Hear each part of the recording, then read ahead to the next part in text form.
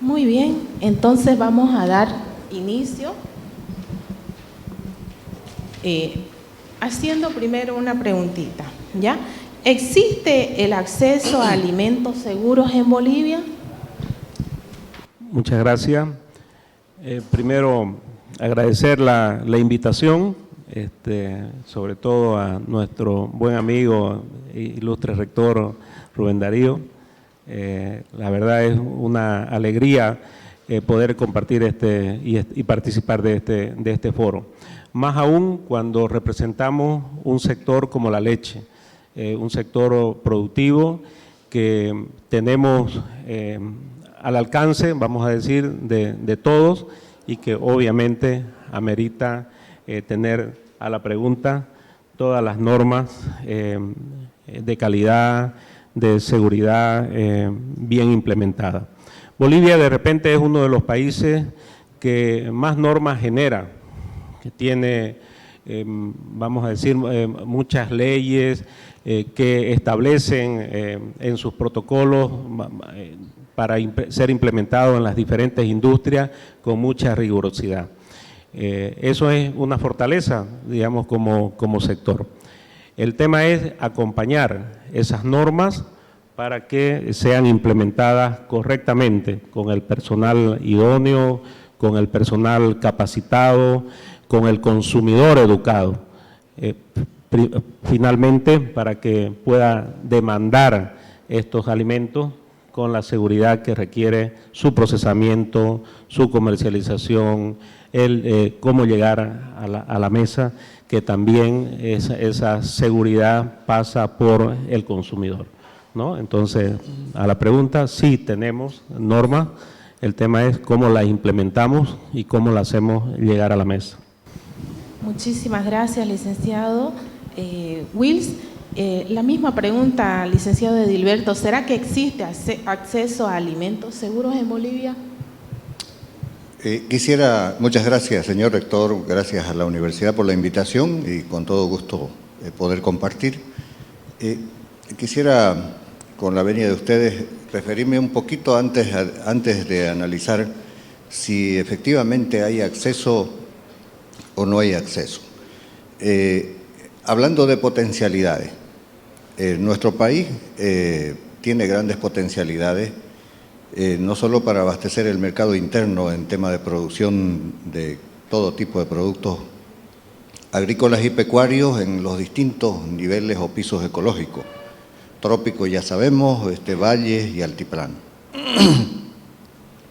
La potencialidad de producción va de lejos 2 o 3 o 4 veces más de lo que es el consumo nacional. Y ahí viene la pregunta, ¿por qué a veces se ve que estamos importando o por qué a veces faltan algunos productos y se encarecen los precios? Justamente porque nuestro mercado es pequeño y tendría que darse una política, una estrategia de planificación para poder incrementar la producción, poder exportar grandes cantidades y de esa forma tener más regularidad en el abastecimiento. Ahora, ¿por qué no aprovechamos? La pregunta puede ser, ¿y por qué si podemos crecer no crecemos el doble o el triple? Hay una desventaja o una diferencia, o sea, mejor dicho, un rezago en el tema tecnológico, de que en el país el 85% de los productores son pequeños, con una economía, la mayoría casi de subsistencia, una economía muy precaria, donde ellos sobreviven campaña a campaña. Pongamos un ejemplo, en el Chaco, las tierras son casi las mejores del país, las más fuertes y fértiles, pero por su nivel de precipitación, que es muy bajo, se hace una cosecha al año, perdón, y 2 o 3 cultivos a la vez. Y si implementáramos tecnología de punta, ahí en esa zona nosotros podríamos producir en una sola campaña probablemente el doble del rendimiento que sacan ahora y tendríamos opción de hacer una segunda campaña. Podríamos irnos a subir por 4 el rendimiento. Y así podemos dar ejemplos, no solamente en Santa Cruz, podemos dar ejemplos de los valles o del mismo caso del altiplano. Por ejemplo, la quinoa es un producto muy nutritivo, está entre los superalimentos y en los mercados de altos ingresos es un producto bastante demandado. Sin embargo, nosotros que tenemos potencialidades para producir bastante eso, el promedio de rendimiento por hectárea es entre 500 y 600 kilos. Miramos a Perú, que es nuestro competidor inmediato, y el rendimiento mínimo promedio es de 1.300 kilos, o sea, un poco más del doble. Entonces, hay una diferencia, y para llegar a la pregunta, hay una diferencia en el uso de tecnología. Nosotros tenemos grandes productores acá que tienen tecnología de punta. Nada que envidiarle a un productor americano, brasilero, de punta también. ¿Cómo medimos eso? Que ya todo su monitoreo se hace a través de tecnología de drones y tienen también maquinaria no tripulada. O sea, se compran el último tractor John Deere de la máquina John Deere, que es una de las firmas más reconocidas en el mundo. Pero como la mayoría son pequeños productores en nuestro país, no acceden a ese tipo de tecnología. No pueden acceder y por lo tanto la tecnología que ellos utilizan son tractores de 20 años para atrás, hasta 30 años de antigüedad, tecnología obsoleta, y eso hace de que como país tengamos rendimientos bajos. Por tanto, si los rendimientos son bajos, el precio de los alimentos va a tender a ser alto. Y si no tenemos mercados por la potencialidad que tenemos, el mercado es inestable, se satura fácilmente con un incremento de la producción. Y ahí nosotros tenemos ciclos, ¿no? Hay veces que pagamos caro por el tomate 7, 10 pesos el kilo y hay veces que vale 2 pesos. Cuando vale 2 pesos el kilo, hay productores que ya están dejando de cosechar porque ya no les permite eso cubrir la cosecha ni el transporte. Pasa con los cítricos, pasa con una diversidad de productos. Por tanto, nos vamos a otro escenario para aterrizar en el tema de si hay acceso o no hay y nuestro nivel de ingresos es bajo. Tengo que tener disponibilidad de producto para ver si hay acceso y tengo que tener el nivel de ingreso. Si nuestros rendimientos son bajos por falta de tecnología y le sumamos a eso que el nivel de ingreso de nuestra población es bajo, ahí tenemos el problema. O sea, contradictorio porque sí tenemos alimentos que a veces saturan el mercado y todo lo demás, y más bien eso nos hace que no tengamos estabilidad al final en la producción, en el abastecimiento, pero nuestro nivel de ingresos es bajo, eso no nos ayuda a que la gente pueda comprar la cantidad suficiente o los alimentos estratégicos. El consumo es bajo en los superalimentos, solo decíamos quinoas y acá tenemos chías, sésamos y otros productos que son superalimentos. Dos factores que hacen que nuestra población no acceda. El uso de tecnología para que tengamos oferta masiva y estable, rendimientos más altos que nos va a hacer que los precios sean más accesibles, pero el nivel de ingreso también. Cuando nosotros miramos el nivel de ingreso de los países vecinos, nosotros estamos en desventaja, o sea, somos los que menos ingresos tenemos que Perú, que Chile, que Paraguay. Paraguay es el que está más cerca. El PIB per cápita de nosotros es alrededor de $3.100, el Paraguay está en 4.900. Si mirábamos hace 12 años atrás, el PIB per cápita nuestro era más superior al de Paraguay. En los últimos 12 años Paraguay nos ha superado. Con un nivel de planificación adecuado en sus sistemas de producción, ha incrementado sus exportaciones y tienen un mejor ingreso que nosotros. Así que eso, si me alargué, mil disculpas. No. Cabalmente lo que nos menciona el licenciado es verdad. Bolivia es un país con alto potencial. Pero sin embargo, a ver, usted, licenciado Wills, ¿será que aquí en Bolivia se han implementado normas y regulaciones sobre la gobernanza y coproducción? ¿Tenemos? ¿Hay? ¿Cómo lo ven ustedes desde el punto de vista de FEDEPLE, por ejemplo? Hay normas. El tema es, como lo mencionaba al principio, cómo las promovemos, cómo las difundimos y cómo las implementamos. Para que esos niveles de gobernanza, primero, puedan ser un mecanismo que sea fortaleza, tanto para una institución como para una empresa o para cualquier instancia del Estado, vamos a decir así, donde se requiere una participación o niveles de decisión consensuados, tiene que haber una norma clara que establezca esos mecanismos de gobernanza. Por definición, digamos, establecer esos equilibrios entre las bases, entre los niveles ejecutivos, entre los niveles normativos o de fiscalización, tiene que haber una norma clara para implementar estos temas. Obviamente, para que se pueda también generar una participación, ya sea del sector público con el sector privado, para coproducción, lo puedo orientar de esa manera, o para poder participar en un equilibrio de género, hombres, mujeres, etcétera, o poder participar en los diferentes estratos de productores, pequeños, medianos, grandes, que en estos niveles de gobernanza puedan tener su participación, puedan tener su problemática bien expuesta, pueda tener soluciones que sean finalmente equitativas, digamos, vamos a decir así, sí podemos medir o valorar los beneficios que pueda tener un nivel de gobernanza. Correcto. Entonces, en Bolivia, bajo su punto de vista, ¿todavía está gestando o ya lo tenemos?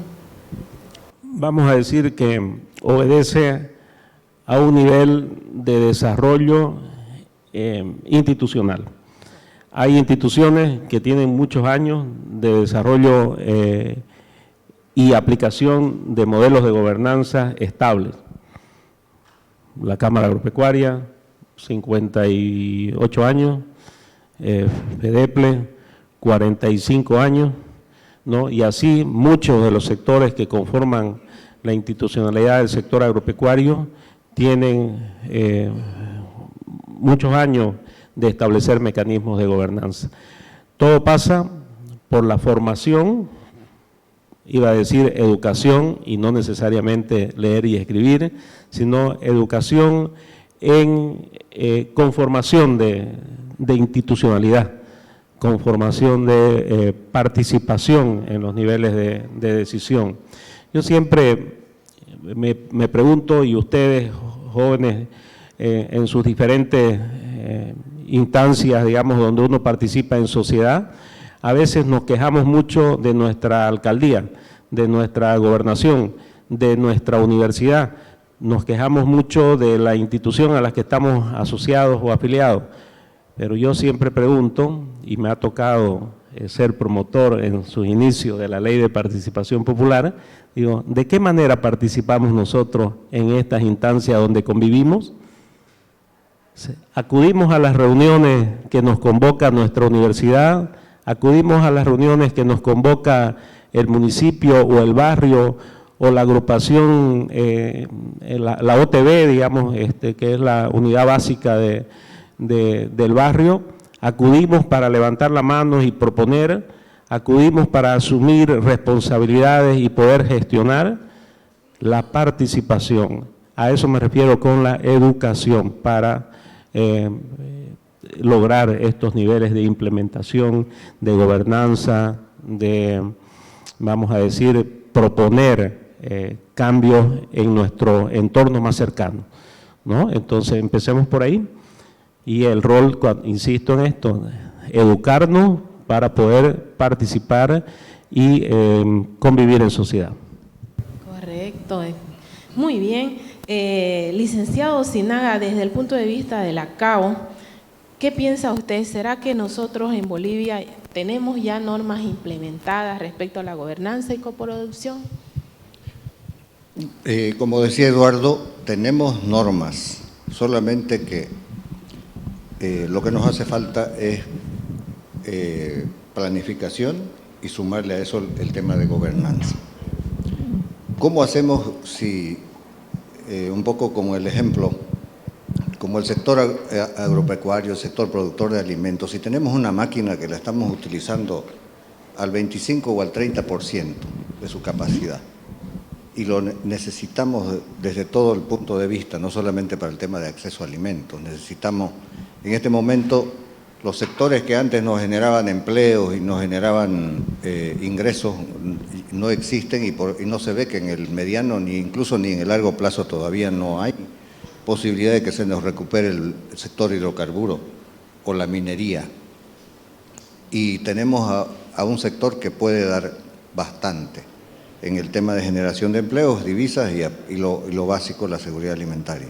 Entonces, ¿cómo activar esa máquina que se mueva a su capacidad máxima y pueda darnos estabilidad y mayor crecimiento, mayor nivel de ingreso a la población, planificando a largo plazo y obviamente haciendo funcionar todo lo que es la gobernanza, las normativas que tenemos, y aquí algunos dos ejemplos. En el tema sanitario, en la parte pública, solo por dar un ejemplo, tenemos una institucionalidad, tenemos normas lo suficiente como para ser un país referente y respetado a nivel internacional en el tema de sanidad. Pero estamos nosotros que convivimos en el sector con una inestabilidad desde funcionarios, desde la gente que dirige hasta abajo, cuando esas son instituciones que deben ser técnicas, institucionalizadas. La gente que trabaja aquí debe ser por concurso de mérito. O sea, solo es un ejemplo. Otro ejemplo, el tema del contrabando. Ustedes saben que la normativa de contrabando es muy similar a la 1008. Si me encuentran en mi casa con un camión cargado con mercadería de contrabando, ¿qué dice la norma? La norma dice la casa, el camión, obviamente la mercadería porque es de contrabando, y no sé cuántos años de cárcel para el que está. Exactamente como lo mismo que si fuera droga, ¿no? Que encontraron en la casa, en el vehículo. Pero nunca hemos visto que ocurra eso, ¿no? Que ocurra que vayan a la cárcel, le quiten la casa y eso no se ve. Al contrario, ¿y por qué toco el tema en particular? En este momento nos estamos abasteciendo y estamos controlando la inflación con gran cantidad de productos baratos que vienen de un país en particular, de Argentina. Pero eso nos está generando nos está perforando la estructura productiva interna. O sea, ya se han ido cerrando y se siguen cerrando unidades productivas nuestras, que lamentablemente nuestra estructura de producción, no solamente del sector, de todos los sectores, es pequeño, son pocas nuestras empresas medianas y son frágiles, con tecnología no muy actualizada, entonces competir en esas condiciones se hace difícil. ¿Y a dónde nos lleva esto? A que decíamos hace rato que nosotros somos los de nivel de ingreso más bajo en la región. Si nosotros seguimos cada vez dependiendo más, en un momento nos vamos a ver en dificultades. Si es que Argentina, por ejemplo, decidiera estabilizar su economía, el nivel de precios que van a pagar los argentinos ya no va a ser el barato que ahora comercializa, va a ser más alto. A ese nivel de precios normales, no de crisis, nosotros no podemos consumir, o sea, no podemos comprar igual que ellos. Entonces, planificación a largo plazo y, por supuesto, las normas tenemos y aplicación de una gobernanza en ese marco y podríamos despegar y podríamos avanzar más rápido. Correcto. Dado que nuestra área enfrenta una serie de riesgos, ¿será que aquí en Bolivia habrán estudios sobre enfoque en la gestión de riesgos, licenciado Wilson? Seguro que sí.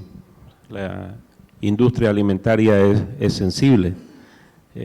Tiene que implementarse estos sistemas de, vamos a decir, control o seguimiento a los riesgos.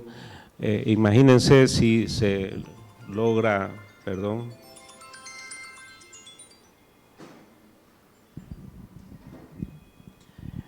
si llega algún producto con algún indicador o algo que determine un riesgo para la población en productos de consumo masivo, eso es muy peligroso. Entonces, obviamente, la norma existe, el tema es cómo las industrias van estableciendo sus procesos de control de calidad para asegurar de que no tenga la población mayores riesgos en esto, y como país nosotros mostremos que tenemos un nivel de desarrollo en la industria agropecuaria, vamos a decir así.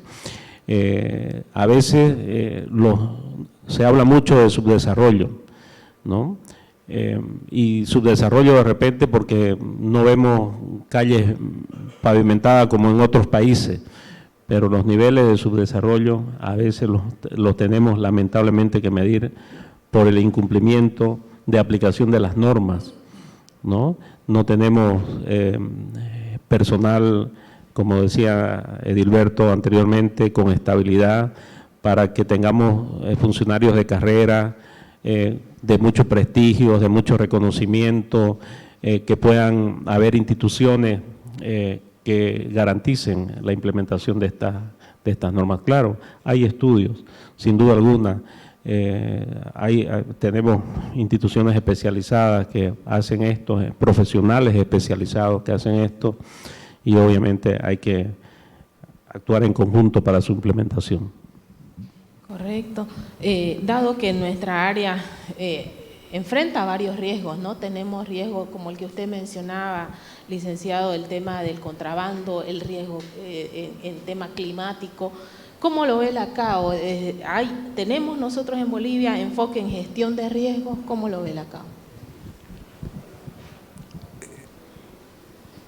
Decía hace un rato el nivel de rendimientos, por ejemplo, que ese es un riesgo latente, que si el rendimiento de los cultivos acá es bajo, llega un momento que los productores empiezan a dejar de cultivar determinado producto porque no es rentable. Porque desde el que siembra 1 hectárea o media hectárea hasta el que siembra 5.000 es igual que cualquier actividad. O sea, persigue un ingreso que le permita mantenerse o mantener a su familia durante un tiempo. Es lo mismo. Y hablábamos del tema tecnológico, y si no hacemos algo para que nuestra gente, para que nuestros productores, y no solo el tema de productores, buscando el enfoque de cadena, si no hacemos un fortalecimiento en el tema de tecnificación, hablando de equipamiento, de maquinaria, de insumos, ¿no? Semillas y otros tipos de insumos, y capacitación, la verdad es que cuando uno hace las comparaciones no ve un panorama muy positivo, muy alentador. Tampoco digo que es malo, pero el hecho de que no tengamos un producto en el que nosotros le superemos en rendimiento a algún país vecino genera una alarma compleja. Y el hecho de que tampoco estemos haciendo en este momento algo para mejorar eso, porque el escenario, el mercado, o sea, el mercado es universal. Pasa algo en China, mañana devalúa su moneda China, de hecho lo va a hacer Brasil, y Argentina va a devaluar más, por una sencilla razón, porque si China devalúa y se desnivela el tipo de cambio contra Brasil, se entran las manufacturas, lo que produce China a Brasil, y compite con la producción de Brasil. Por lo tanto, Brasil, para defenderse, devalúa y se equipara en el tema cambiario, y a nosotros nos llega una pulmonía porque se nos va a inundar de productos brasileros. Al devaluar la moneda brasilera, nosotros tenemos tipo de cambio fijo, entonces, de hecho, fíjense, nosotros estamos muy frágiles en el tema de competitividad por nuestro rendimiento, nuestra productividad baja, y es en toda la cadena, no es solamente en la producción básica, por ese tema de tecnología. Entonces, ese es un tema de riesgo latente, que ojalá que reaccionemos y que vamos haciendo mejor las cosas, porque ¿qué es lo que sucede? Eso de que nos ingrese en mercadería cualquier tipo de producto de forma masiva nos golpea a las empresas, a las unidades productivas, y se van cerrando y nuestra producción local se va haciendo cada vez menos.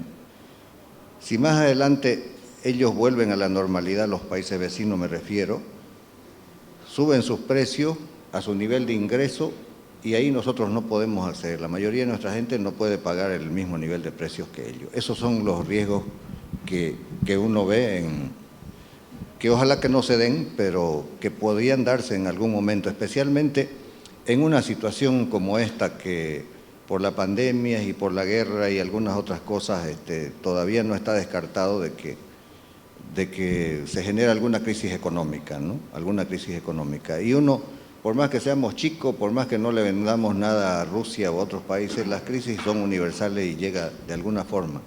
Y los que más sufren son los que están más débiles. A otros grandes, como por ejemplo la caída de las economías en 2020. Todos los países vecinos se recuperaron lo que perdieron en 2020 y recuperaron en 2021. Nosotros nos recuperaremos recién a fin de 2022. Y los otros ya están creciendo, este año ya van a crecer. O sea, la reacción de una estructura económica, de una estructura productiva más fuerte, más integrada. Correcto, así mismo es, ¿no? Entonces es el tema de la capacidad de reacción, el tiempo de reacción, ¿no?, que como país tenemos. Licenciado Wills, como usted mencionaba al inicio, de hecho hay normativas, hay políticas nacionales. Ahora, estas políticas que tenemos en el país, ¿cuáles son? O sea, ¿son verdaderamente equitativas? ¿No? ¿Hay equidad en cuanto a las políticas y los planes nacionales respecto a los diferentes niveles de producción, de productores que tenemos en el país? ¿Cómo usted lo ve? Difícil, difícil. Sin duda alguna, como se mencionaba hace un momento, estos niveles de productores tienen de alguna manera que estar preparados para que estas políticas, de hecho, cuando se formula una política, una de las principales, vamos a decir, factores que se analizan es que pueda tener un elemento de equidad. Van a disculpar el cambio climático.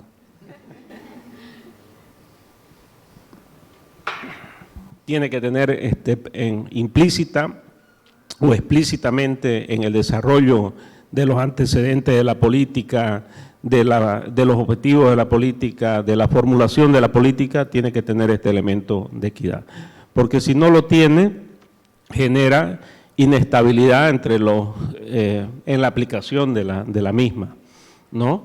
Entonces, por eso digo, a veces las normas están establecidas en ese concepto, pero si los beneficiarios, vamos a decir, o los actores que son activos en las diferentes aplicaciones de normas o leyes, no la hacen cumplir, puede ser que no cumpla la norma su objetivo, ¿no? Entonces, es fundamental que el ciudadano o el productor, a través de sus organizaciones que él tiene, pueda conocer sus normas para demandar la correcta aplicación de las mismas, para que cumpla esos objetivos de equidad, ya sea de género o sea por estrato de productores, ¿no? Que se pueda implementar correctamente. Correcto, entonces de hecho las normas están, ¿no? Simplemente el tema de como usted dice cabalmente, ¿no? Las conocemos, tenemos la capacidad de exigirlas. ¿Qué dice usted, licenciado Edilberto, al respecto? ¿Cómo lo ve? ¿Nuestras normativas son equitativas? ¿Las conocemos? Voy a dar un ejemplo de… Hay cosas que no son equitativas. Por ejemplo, los pequeños productores del país, que son el 85%, no pueden acceder a crédito de largo plazo. Estamos hablando de que en este momento necesitamos acelerar y buscar mecanismos de tecnificación. Y estamos hablando de la mayoría, que son pequeños productores que tienen una economía más precaria, ¿cierto? Porque los grandes, decíamos, solo para recordar, a recapitular, ellos están accediendo a tecnología de última generación porque ellos tienen recursos, tienen capacidad financiera y pueden hacer eso. Pero necesitamos fortalecer en todo el país a la mayoría, a los chicos. ¿Y dónde radica ahí la desigualdad o el problema? La pequeña propiedad no es embargable, no es hipotecable. Una pequeña propiedad en agricultura es de 50 hectáreas para abajo. No es, o sea, es contradictorio. Hay un argumento de que dice que es para que el pequeño productor no se deshaga de su patrimonio, pero lo estamos condenando a que viva viva de forma precaria sin tecnificarse, no se pueda transformar. Nuestros valles, todo lo que les mencionaba, hay potencialidades para producir productos de altísimo valor y exportar, que son demandados y hay falta en el mundo. Y curiosamente, eso viene de años y eso no se modifica. ¿Cuál es la diferencia? Un pequeño productor, ¿cómo se financia? ¿De una casa comercial o de un comprador mayorista o de una agroindustria? De la siembra a la cosecha. Eso no es lo correcto.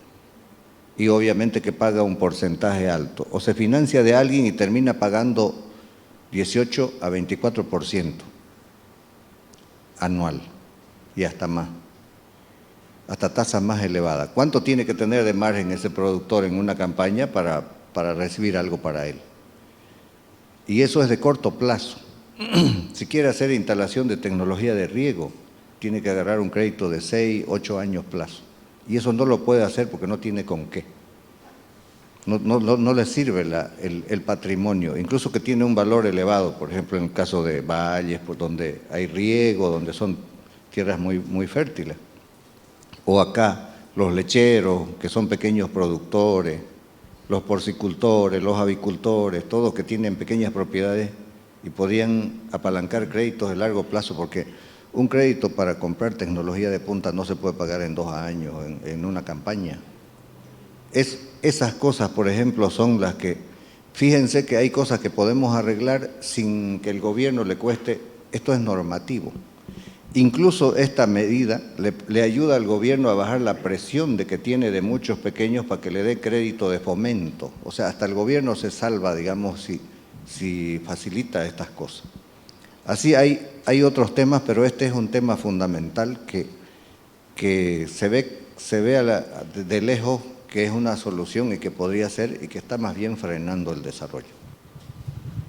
Asimismo, licenciado Eduardo, como menciona el licenciado Edilberto, ¿cómo usted estimaría entonces la participación ya de los actores ya dentro de la comunidad y usuarios de la gobernanza? ¿Cómo usted reflejaría qué porcentaje estamos participando, ¿no?, en las decisiones de la coproducción de alimentos aquí en Bolivia? No podría dar un porcentaje en este momento.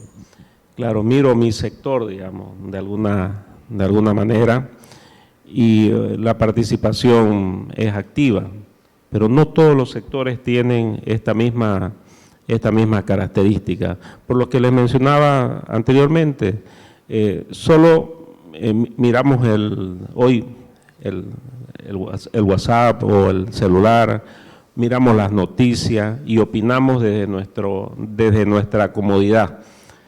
Pero atreverse a participar, a acudir a las asambleas, a acudir a las reuniones donde se van a tocar, como ejemplo, el paro del día de mañana, el que inicia esta noche, hace también a la toma de decisiones, ¿verdad? ¿Se apoya o no se apoya? Una primera decisión. Segundo, ¿de qué manera se va a apoyar o de qué manera se va a rechazar? Entonces, esos niveles de decisión en gremios organizados son importantes, ¿no? Vamos a decir, es la mayoría la que está preocupada por lo que puede ocurrir. Pero seguramente hay otros sectores que no les importa mucho porque están esperando que otro decida por ellos, ¿no? Entonces, esta es una tarea de todos. Siempre tenemos que promover participación para que estemos todos en conocimiento de la problemática que está en nuestro entorno productivo, en nuestro entorno social, en nuestro entorno económico. Hace unos días teníamos la oportunidad de escuchar a algunos consultores de la cooperación europea que me preguntaban sobre temas de capacitación en el sector. Yo dividí en dos mi respuesta. Lo productivo, hablando del sector lechero, allá el productor, la vaca y todo lo que implica su manejo, pero también en estos temas de gobernanza, en estos temas de institucionalidad, en estos temas de poder formular políticas, formular programas o alguna actividad que vaya en beneficio del sector. Podemos mirar lo micro, pero también tenemos la responsabilidad de levantar la cabeza y mirar lo macro. Entonces hay que formar líderes. Cuando hablábamos de educación me refería un poco a esto. Tenemos que formar recursos humanos que estén en el futuro dirigiendo instituciones, que estén participando de política, ¿no? Y por favor, entiéndase que el término política no es una mala palabra, es una necesidad que tenemos nosotros de generar las mejores propuestas para el desarrollo de nuestra comunidad, de nuestro departamento, de nuestro estado, del país en su conjunto, ¿no? Correcto. Hablando entonces de cómo es la participación de la comunidad y los usuarios de esta gobernanza y coproducción de alimentos en Bolivia, licenciado, ¿cómo usted lo ve? ¿Podríamos dar un panorama rápido? ¿Cómo es la organización en nuestro departamento desde el punto de vista del sector privado? Hacía referencia Eduardo. Por ejemplo, la CAO tiene 16 instituciones afiliadas, una FD, PLEFE, Casa Cruz, sucesivamente, y a su vez estas asociaciones tienen también sus propias asociaciones en el área rural, o sea, es una pirámide de instituciones. Funciona igual en la federación, hay como 18 instituciones afiliadas, ¿no?, de los distintos sectores. Y cuando nosotros visitamos otros departamentos y otras regiones, obviamente hay una diferencia importante en el tema organizativo institucional. Y como a veces se escucha hablar de modelo cruceño o de modelo haciendo referencia, y desde nuestro punto de vista y en el sector lo que hay es un modelo de trabajo en base a las instituciones. Y solo voy a utilizar, para que no sea mucho tiempo, el ejemplo de una de las asociaciones que es Asocebú. Asocebú ha logrado tener, o sea, que es una institución privada, una nuestra, ha logrado tener un trabajo, un sistema de calificación, de ranking y de calificación de la raza cebuina, que somos ahorita, es la carta de presentación del sector o del país, si ustedes quieren, a nivel internacional. Somos referentes a nivel internacional. Está entre las mejores o la mejor raza Nelore del mundo. Entonces, ¿cómo hemos llegado a eso? O sea, desde el punto de vista del sector privado. Organizándonos primero, pues no es obligatorio organizarse, es a opinar, no hay línea vertical. Y organizándose y generando una normativa que nos permita a todos competir, ¿no? Hacer nuestros concursos, nuestra feria, nuestros concursos, y respetar la calificación de esos concursos, y hemos ido compitiendo entre nosotros y mejorando la genética hasta llegar a lo que tenemos. Hablando como una especie, o no como especie, sino hablando desde el sector privado. Eso ocurre en gran parte de los sectores. Hay competencias de otra forma. También hemos llegado hasta un poco más allá. A organizarnos, por ejemplo, hay comités de caminos en el sector agropecuario, o sea, como privado. Ojo que eso está prohibido, pero todos sabemos que las demandas o las necesidades siempre superan a las posibilidades de los distintos niveles de gobierno, pero estas instituciones, así uno se organiza y los productores se organizan en las zonas con la ayuda de las instituciones y se hacen caminos, puentes, se hace mantenimiento. Hay comités de camino, para que ustedes lo sepan, que tiene su pool de maquinaria pesada. O sea, nos pusimos una región, si somos todos los que estamos en una zona, nos reunimos y nos ponemos de acuerdo y decidimos o aportes directos o nos decidimos cobrar un peaje por que pasamos cada uno, hasta que han logrado comprar sus equipos, su maquinaria. O sea, hay cosas que se pueden resolver, que puede uno avanzar sin depender de lo que le den de arriba, cualquiera de los niveles de gobierno. Y esto de la genética es eso, los comités de camino que hay y de otras cosas.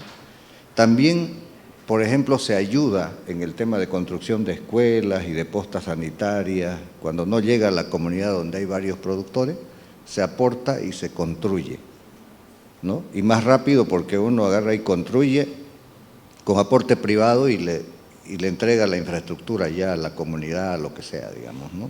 Más esperar licitaciones y demás cosas. Desde ese lado, cuando uno mira el otro lado, porque nosotros periódicamente visitamos los otros departamentos, tenemos contacto con productores, y allá se ve la situación, en la mayoría de los casos, menos participación, no como la nuestra, que hay una estructura enorme.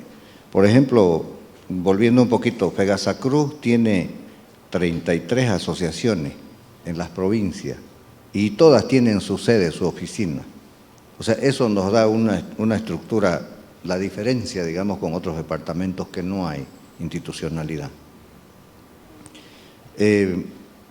Uno se explica por qué se nota aquí la diferencia. Igual estamos atrasados en tecnología con el resto de los países, pero se nota una diferencia si comparamos la ganadería con la ganadería de camélidos, por ejemplo, y es que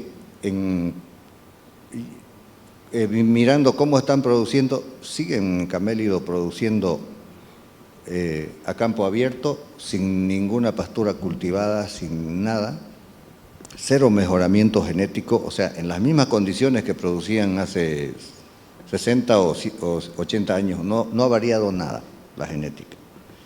Estamos migrando nosotros acá ya a sistemas intensivos de alta tecnificación y todo eso en algunas cosas. Entonces, ¿por qué no se ha hecho eso? Primero, pequeños productores, no ha habido, parece que difícil organizarse como estamos organizados, que nos está ayudando, y más se espera o se depende de todo lo que pueda venir. Eso entendemos que puede ser por el tamaño. Y se cree que ahí tiene sí que planificarse y haber un poco más de intervención de las autoridades, porque tal vez el tamaño de la economía no les permite a ellos organizarse y salir como hemos hecho nosotros en algunas cosas.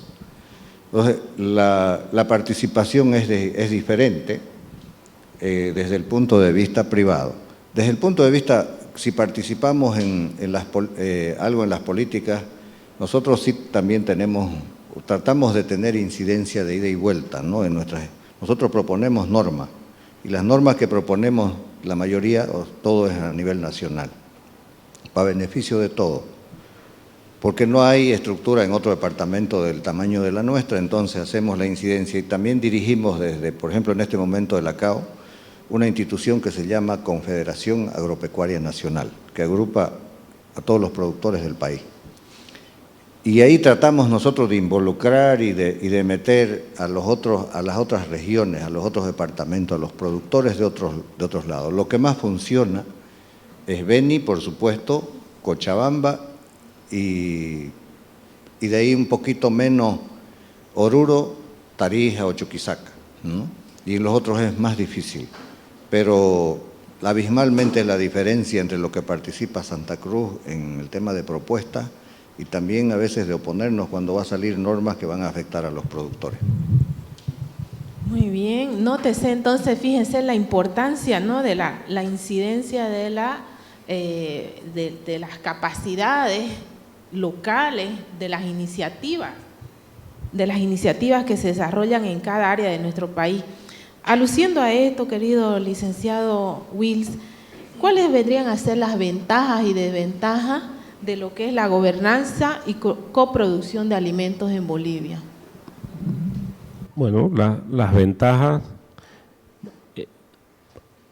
son que las instituciones en sus niveles de gobierno generan propuestas, están a la vanguardia, están siempre respondiendo a la esencia de su organización, a la esencia de su sector, conociendo en profundidad su temática. Entonces, se generan propuestas de alguna manera con mucho sustento técnico. Esa es una gran ventaja al tener estos niveles de gobernanza bien implementados.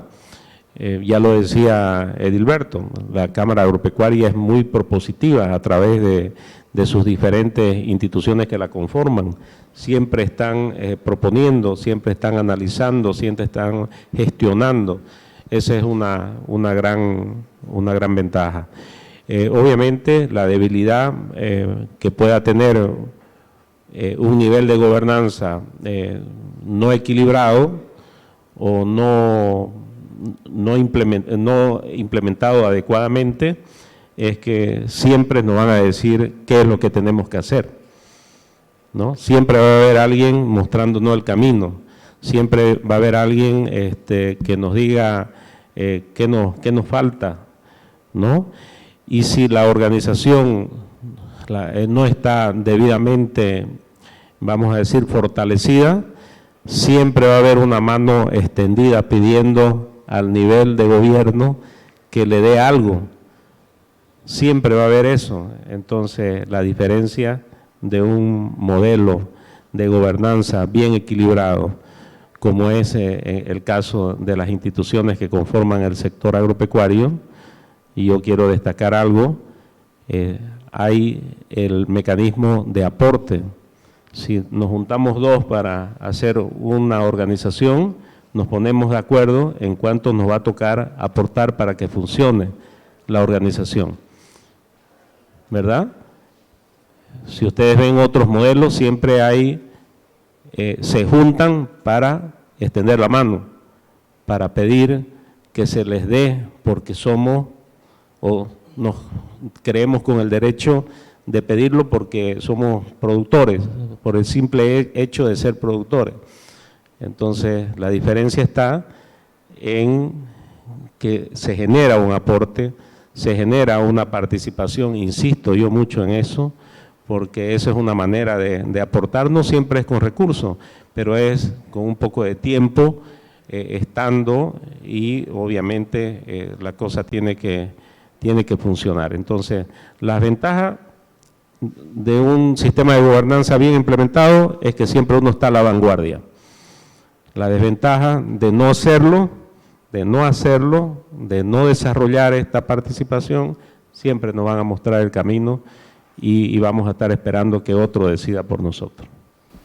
Dependientes, ¿no?, en extremo.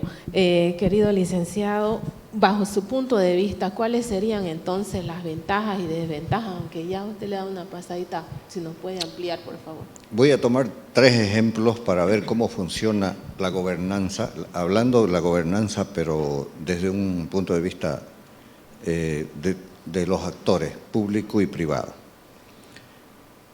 de los dos.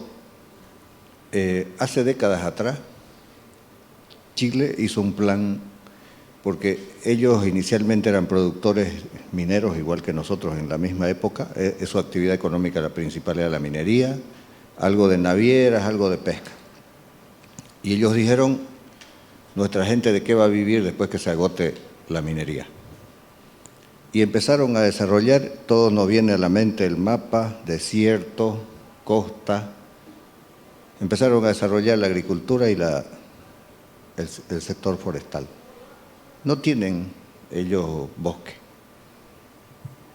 Lo único malo para los jóvenes es que revisen que el plan principal del despegue de Chile se lo hizo en dictadura.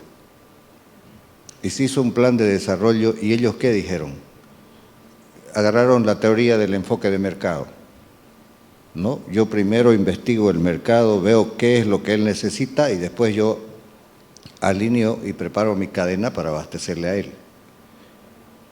Miraron en ese momento qué podían, ellos sabían que podían producir hortalizas, algunas frutas, eso podían, no podían ir a productos tropicales, no tenían trópico, y vieron que también podían producir el tema forestal, en base a pino y eucalipto.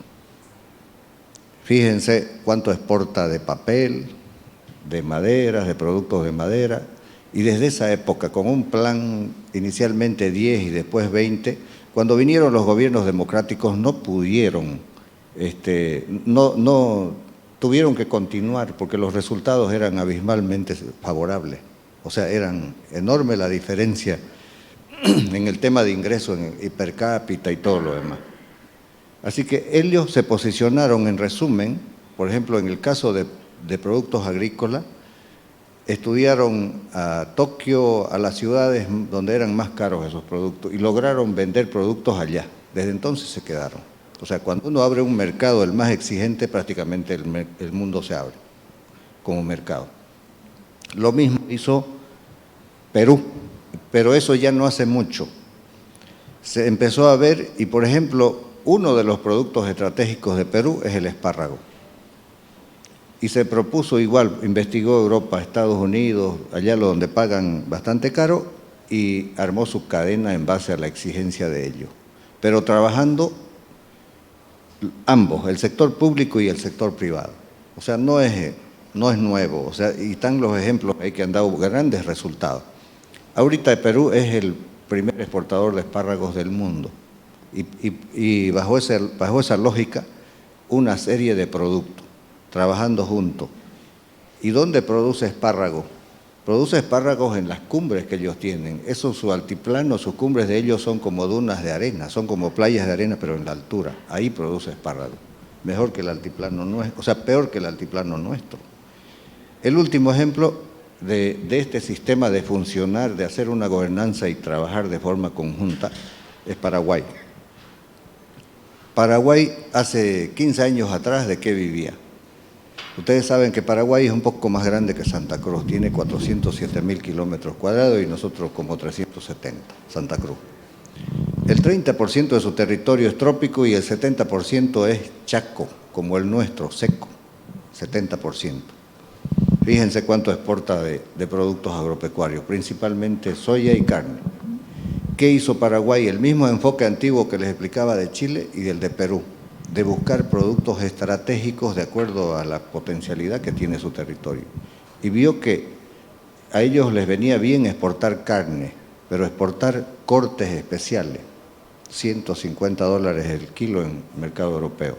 Eso, cuando uno desposta una res, no llega ni al 10%, ¿no? Los lomitos, las puntas de ese, todo eso. Pero claro, ellos hicieron número y vieron que con eso ellos ya ganaban plata. Entonces, arreglaron su cadena, gobierno, haciendo las normas, las reglas y todo lo demás, regulando, haciendo el tema sanitario, abriendo mercados, cumpliendo protocolos, eso es parte de las autoridades. Y los privados haciendo la calidad y la cantidad. ¿Y qué tuvimos en 10 años? Ese despegue que a nosotros nos superaron en PIB per cápita por eso. Llegó un momento que había unas noticias de las ONG, hacían bulla que los paraguayos consumían, por ejemplo, la carne de segunda. Claro, porque todos los cortes nobles se exportaban y apostaron a eso, al negocio. Pero la gente consumía carne más barata que nosotros. Por ejemplo, el kilo costaba como 14 bolivianos al público. ¿Por qué? Porque se quedaron con el 90% de la res en Paraguay. Pero eso han ido arreglando, son exportadores de hamburguesa, de ser compradores de carne de Brasil y de Argentina, ahora son abastecedores a sus zonas, ciudades fronterizas. De Brasil, a Brasil y a Argentina va la carne de segunda de Paraguay, fíjense, y sigue creciendo su exportación. Esos 3 ejemplos nada más para ver cómo es la gobernanza ideal, cómo funciona y cómo ya no hay que descubrir nada, ya hay cosas que están hechas. O sea, uno puede entrar, ustedes jóvenes pueden ingresar y ver los planes, esos están en los ministerios de Agricultura, de Paraguay, de Perú. Pueden mirar cómo es lo que se ha hecho. Si algún rato les toca estar en el sector público, eso es lo que necesita nuestro país. Muy bien, nótese que realmente, como nos indica el licenciado, tenemos países ya que quizás en menores condiciones que el nuestro han logrado, como bien dicen acá nuestros queridos invitados, desarrollando tecnología, pero tecnología con capacidad, ¿no? Y para eso estamos como universidad, para formar a la gente que va a dirigir, los puntas de lanza que tienen que dirigir, ¿no?, estas actividades en cuanto a la gobernanza y la coproducción de alimentos, porque de nada nos sirve pues estar allá arriba pero no saber qué hacer, ¿no?, para poder desarrollar una buena gobernanza en este sentido. Normas tenemos, ¿no? El problema es que quizás ni las conocemos.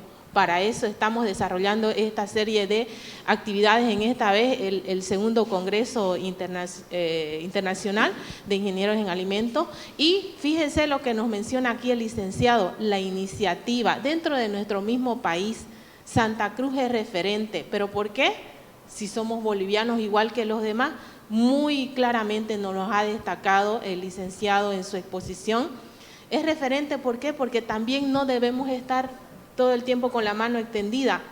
Hay cerebro para pensar, hay ideas que plantear y hay ganas para empujar, ¿no? Y con esto vamos dando por concluida esta actividad.